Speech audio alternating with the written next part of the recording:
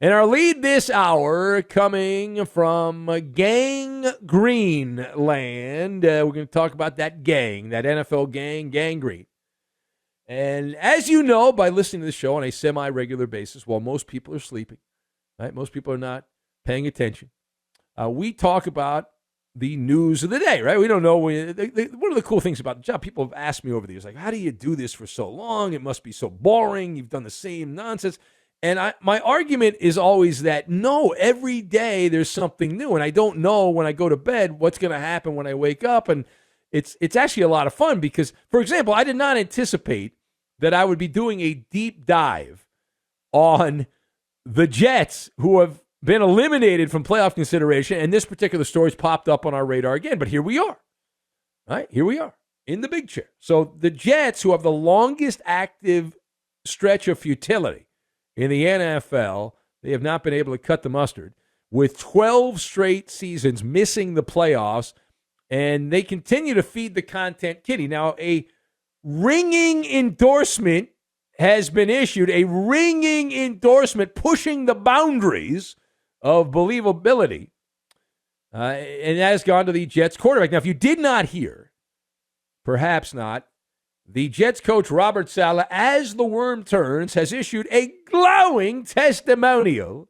for the embattled quarterback Zach Wilson, who's under siege. Now, Saleh guaranteed that the Jets will develop Zach Wilson through hell or high water. Those are his words, and he said that the demoted quarterback who's been sent out to the penalty box, he has to regain his swagger this offseason. Now, just to prove that I am not lying, let's go to the audio tape. Here's Robert Saleh talking about the confidence that he has in the guy that he benched. And through hell or high water, we're going to figure out how to get him to where we know he can be. Yeah. Okay. You might want to watch out there, Coach Saleh, because there's a bomb cyclone right now. All right, but wait, there's more. So Coach Saleh also said, and this is the one, this is kind of interesting here. He says, Zach Wilson, you know what he needs to do? He's got to figure out his priorities. Take a listen. Go read a book, go do something. Get away from this game, just reset. I think the greatest strength and greatest gift you can give yourself as a human is to figure out what's important to you. What do you value, and how can you stick to those values day in and day out? That is the greatest gift you can give yourself, is to discover yourself. And I think Zach needs to get away, read a book, and figure that out. Yeah, go read a book. Yeah, that's outstanding. All right, so let us discuss. Okay, then, the question here, why does Robert Saleh continue with his machete to swashbuckle his way through the jungle, supporting publicly Zach Wilson and his future with the Jets, even though his actions have been to bench Zach Wilson multiple times? So I've got Handcuffed, Rainbow, and Medicine Cabinet. And we will combine all of these things together, and we are going to make Gridlock on the Jersey Turnpike. That's what we're going to make. So first of all, okay, Robert Saleh, who I don't know how long this cat's going to be coaching the Jets. I remember when he was with the Niners as their defensive guru. He got a lot of TV time. They were building him up, and it doesn't seem like anything special as I check the receipts from his time with the Jets. But Robert Saleh has no other choice in this equation, in this little Shakespearean drama. Saleh's coaching style is not gruff and tough and rough. He's Mr. Sunshine. Some of it is also merchandising. It's marketing. Stand by your player. And if the Jets hope to recoup their losses, they need to be positive publicly before they get into the offseason. And then once we get into the offseason and get closer to the NFL draft and the trading season is underway, there's too many teams that need quarterbacks and not enough quarterbacks. So you have a supply shortage. I blame Putin. Well, you have a supply shortage. And so if you're the Jets and you get close to the draft and you're like, well, listen, why don't we see if the Colts will take a chance on Zach Wilson, or the Commanders, or the Texans, or whoever. More importantly, though, Robert Saleh is also part of the regime, and this is probably the most important part. He's part of the regime that handpicked Zach Wilson. So if you connect the dots For better or worse, he's handcuffed to his quarterback. He's the chosen one. The Jets scouts passed on bona fide stars. Right now, Jamar Chase was in that draft. Micah Parsons. These are big-time guys who were in that draft. And the Jets said, you know what? We need our forever quarterback, and it's Zach bleeping Willson. And under any reasonable measurement, he's been a failure. The coach said, through hell or high water, right now there's a atmospheric river of poop all around Zach Willson. They're not singing Kumbaya. They're not doing that. And this cat, we mentioned this in a previous episode of the show, but this cat, Zach Willson, has become the first quarterback in over 50 years to finish with the worst passer rating in the NFL back-to-back seasons.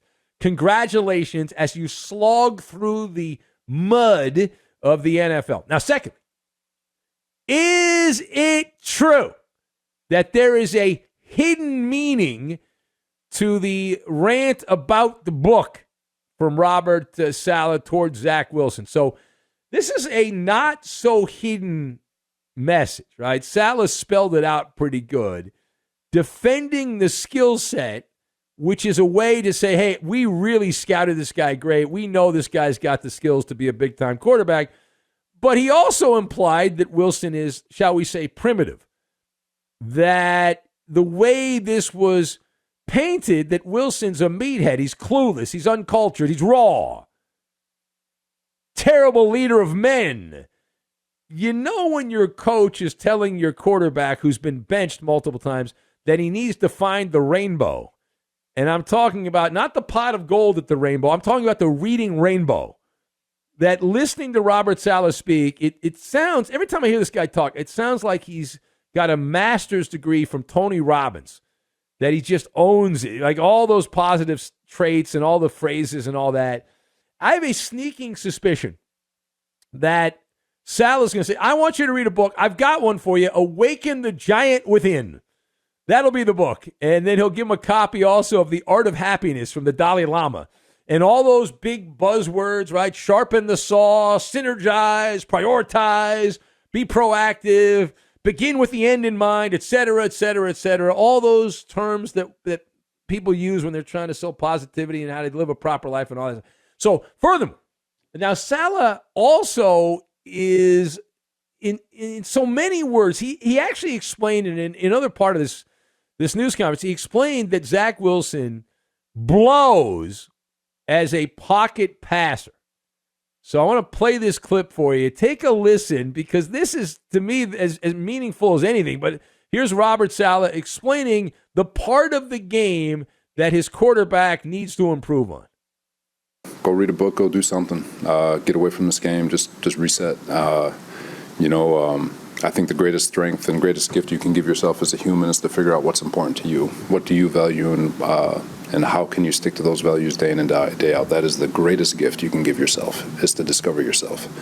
And I think Zach needs to get away, read a book, and figure that out. Well, that's a great soundbite. That's not the one I wanted. Robert Saleh, he went on a rant mentioning that Zach Willson, he's terrible on third down and in 2-minute situations was the rant. And he talked about that's when games are won, right? That's when games are won or lost. In the pocket was the soundbite. We don't have it apparently, but not the razzmatazz, not the running plays, not the quarterback keeper.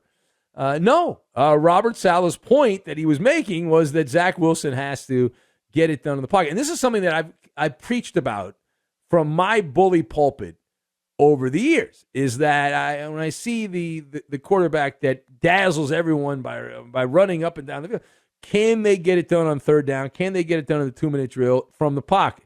Because late in the season and certainly in the playoffs, we've watched enough football that no matter how crazy you go and you go zonkers running the ball, late in the year you play better teams in the playoffs, obviously, and they are able to contain you from running wild. All right, final thought. So what are the odds that Zach Willson has a resurrection in a Jets uniform? So we are going to go extremely low. Extremely low. The Maller Sportsbook odds, plus 2,500. Now that implies a less than 4% chance. Less than 4% chance. I'll tell you why. Willson is right now he's buried in the back of the medicine cabinet for the Jets. You know, you put your medicine back there, and by the time you get to middle age, you've got like tons of medicine back there that's all expired and all. That's Zach Wilson. It's a bitter pill to swallow. New York is going to sign a veteran free agent quarterback during the roster shopping season. Now, much like some of these other, we don't know who the Raiders are going to add. We don't know who the Jets are going to add, but it's going to be a group of Derek Carr, Jimmy Garoppolo, Jared Goff, possibly, or Player X. Everybody will be looked at. Somebody will be signed. Anybody is an upgrade over Zach Wilson, who's a nobody. He was drafted as a somebody, but he's played like a nobody. Now, if that new quarterback, the new quarterback coming in here, succeeds, then Zach Wilson will be fully excommunicated from the Jets. And there's still a chance he gets traded in this offseason. But assuming he's back and to have a resurrection, a rebirth there, it's highly unlikely because they're bringing in a veteran quarterback. And should that player stink, guess what happens in that part of the story? Ding, ding, ding, ding, ding. That's right. You know that the Jets ownership will then fire Robert Saleh and the general manager. They'll hit the reset button again, which means they'll bring in a new coach and a new GM. And that new coach, that new GM, it's the cat and mouse game. They will want to flush away the floaters. They're just floating around like Zach Wilson, leave them behind. And so that means bye-bye to Zach Wilson. There is only one scenario where it's not carved in stone, where there's a Disney-esque happy ending. You want to take a guess? Yeah, here's the way this works. In my head, so let's say in this parallel dimension, the Jets sign a guy like Jimmy Garoppolo. All right, sign Garoppolo, or Derek Carr, doesn't matter. And that player starts the year, does the job. Zach Wilson's the backup, and Garoppolo, as a Jet, gets hurt. Not out of the realm of possibility. It's right there in front of your nose. He gets hurt, and then Zach Wilson puts his cape on, steps in as a Brock Purdy, Kurt Warner, Nick Foles type of story, and then changes the narrative. But outside of that, there's a very obese woman who's warming up her vocal cords, and she's going to sing a nice lullaby for Zach Wilson. So that's the reality of the situation as I see it at this point.